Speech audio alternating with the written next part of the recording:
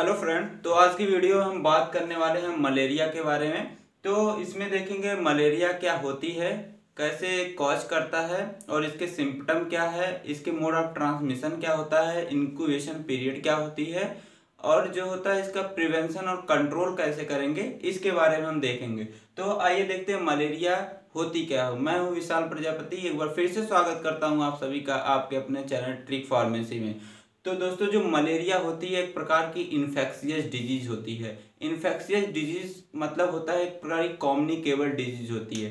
Communicable या infectious disease उसे बोलते हैं जो एक पर्सन से दूसरे पर्सन में फैलती है, उसे हम बोलते हैं इन्फेक्शियस डिजीज होती है। और यह जो होता है प्लाज्मोडियम पैरासाइट के थ्रू कॉज करता है। और ये पैरासाइट होते हैं, यह फीमेल एनाफ्लीज जो मॉस्किटो होती है इसके द्वारा फैलती है। ठीक है, जो ये पैरासाइट होते हैं, ये पैरासाइट जो होते हैं टोटल 4 टाइप के होते हैं।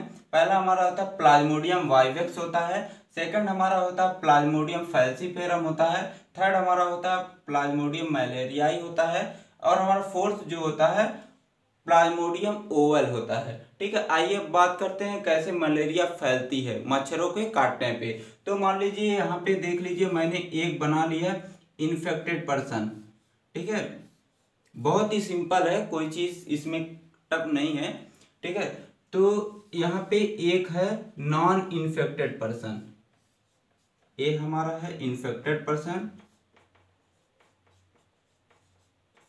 ये हमारा नॉन इन्फेक्टेड पर्सन।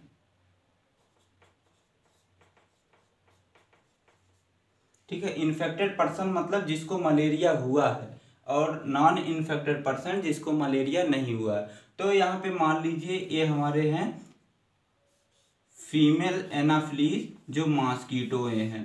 ठीक है, अब फीमेल एनाफ्लीज जो मॉस्किटो है जब इस इन्फेक्टेड पर्सन को बाइट किया मतलब इसको काटा, ठीक है, तो काटने के बाद यहाँ से इसके पास से अब चला गया, उड़ गया, मान लीजिए उड़ने के बाद गया इस नॉन इन्फेक्टेड पर्सन के पास और इसको भी यहाँ पे क्या कर लिया, काट लिया। तो इसका जो यहाँ से लेके गया था इन्फेक्टेड पर्सन से जो प्लाज्मोडियम पैरासाइट था यहाँ से लेके गया और इसके अंदर इंजेक्ट कर दिया नॉन इन्फेक्टेड पर्सन के, तो यह भी क्या हो गया, इसको भी मलेरिया हो गया।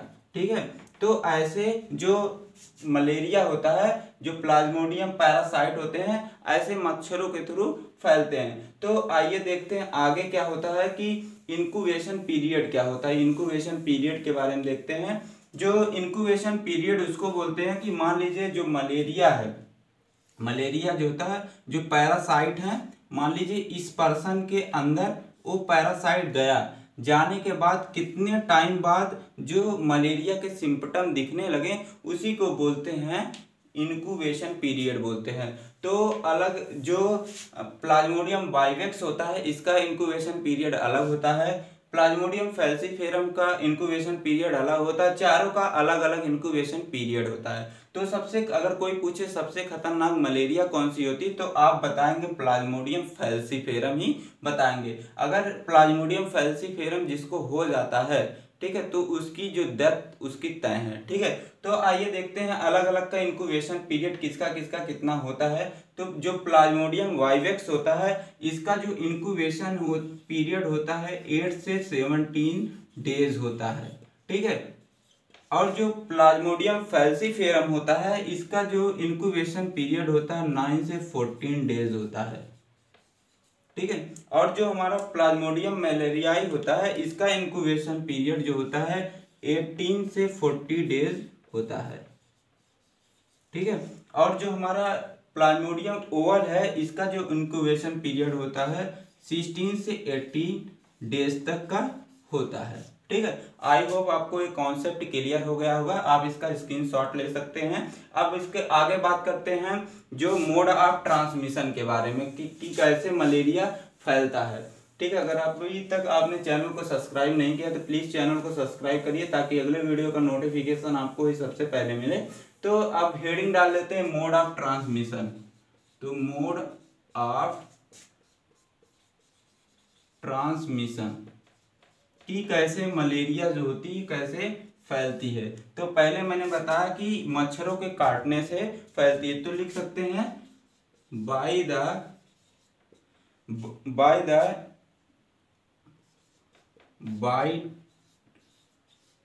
bite of infected female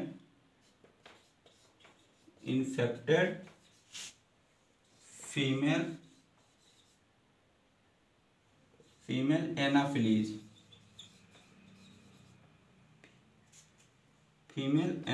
mosquito.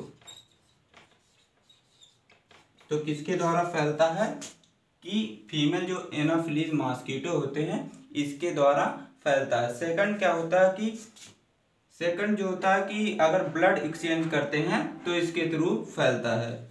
When exchange of blood का अगर हम एक्सचेंज करते हैं, मान लीजिए कोई एक इन्फेक्टेड पर्सन, मान लीजिए यहाँ पे एक इन्फेक्टेड पर्सन है, ठीक है, एक नॉन इन्फेक्टेड पर्सन है। अगर इसका ब्लड जो है हमने इसका ब्लड एक्सचेंज कर दिया इसके अंदर, ठीक है, तो इसके थ्रू भी फैल सकता है, या तो इसके भी थ्रू फैल सकता है अगर कोई भी ऑर्गन का ट्रांसप्लांट करते हैं। मान लीजिए ये इन्फेक्टेड पर्सन है, इसका अगर हम ऑर्गन इन्फेक्टेड पर्सन का जो ऑर्गन है इसका ट्रांसप्लांट कर रहे हैं नॉन इन्फेक्टेड पर्सन में, तो इसके थ्रू भी फैल सकता है मलेरिया, ठीक है। आगे बात करते हैं कि अगर कोई निडिल है या सिरिंज है, अगर हमने इन्फेक्टेड पर्सन को लगाया है, ठीक है, वो निडिल अगर हम नॉन इन्फेक्टेड पर्सन को वही सिरिंज लगा देते हैं तो उसके थ्रू भी फैल सकता है, ठीक है। तो लिख सकते हैं by the use of contaminated needle, ठीक है। तो ये भी इतने तरीके से मोड ऑफ ट्रांसमिशन होता है मलेरिया के। अब बात करते हैं इसके सिम्पटम के बारे में, इसका भी स्क्रीनशॉट आप ले सकते हैं। तो आइए अब बात करते हैं सिम्पटम के बारे में, कैसे हम पता लगाएंगे कि मलेरिया इस पर्सन को हुआ है, क्या क्या उसके अंदर कौन कौन से सिम्पटम दिखेंगे, ठीक है, कौन कौन से लक्षण दिखेंगे। तो बात करते हैं सिम्पटम के बारे में।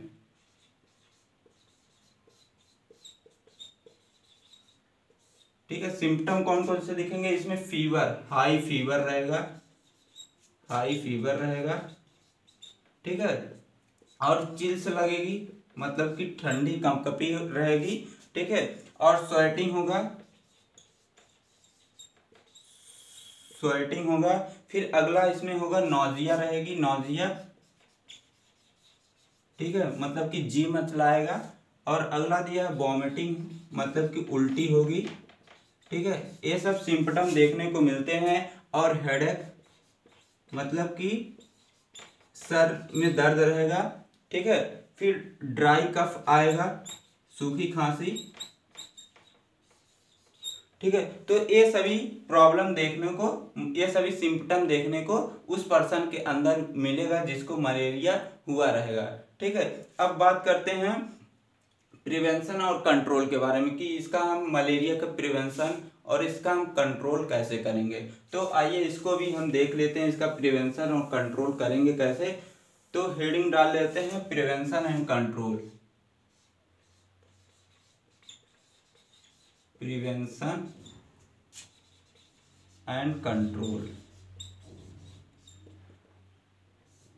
तो अगर हमें मच्छरों से बचना, अगर हम मच्छरों से बच गए तो वो पैरासाइट जो होगा, जो प्लाज्मोडियम पैरासाइट है, वो जा भी नहीं पाएगा दूसरे पर्सन में। तो हमें क्या करना है, मॉस्किटो नेट का यूज करना है,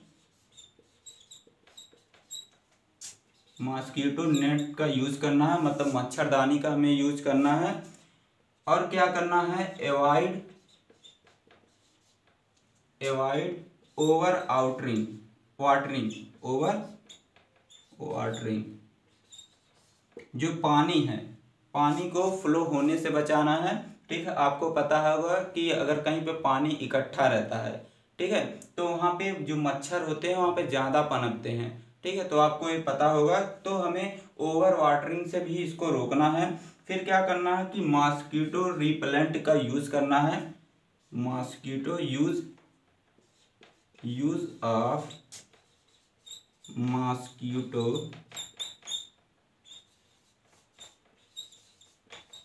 तो मॉस्किटो रिपेलेंट जो क्रीम आते हैं, जो लोशन आते हैं, हमें उसका यूज करना है, ठीक है। और एंटी मलेरिया ड्रग जो आते हैं उसका हमें यूज करना है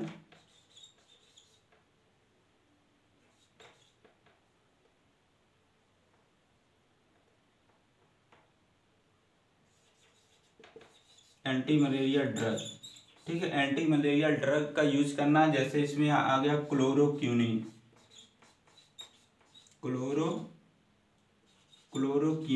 क्लोरोक्विन 300 mg लेना है, 300 mg लेना है एवरी वीक, हर सप्ताह मतलब इसको 300 mg हमें क्लोरोक्विन लेना है, ठीक है। तो ये सभी हमारे क्या है, कैसे हम जो मलेरिया है उसका प्रिवेंशन और उसका कंट्रोल कैसे करेंगे, तो ये सभी चीज़ें आप उसमें लिख सकते हैं और चीज़ें आप बना के इसमें लिख सकते हैं, ठीक है। तो आपको वीडियो कैसी लगी आप कमेंट बॉक्स में ड्रॉप करना मत भूलिएगा। Thanks for watching, take care, bye bye.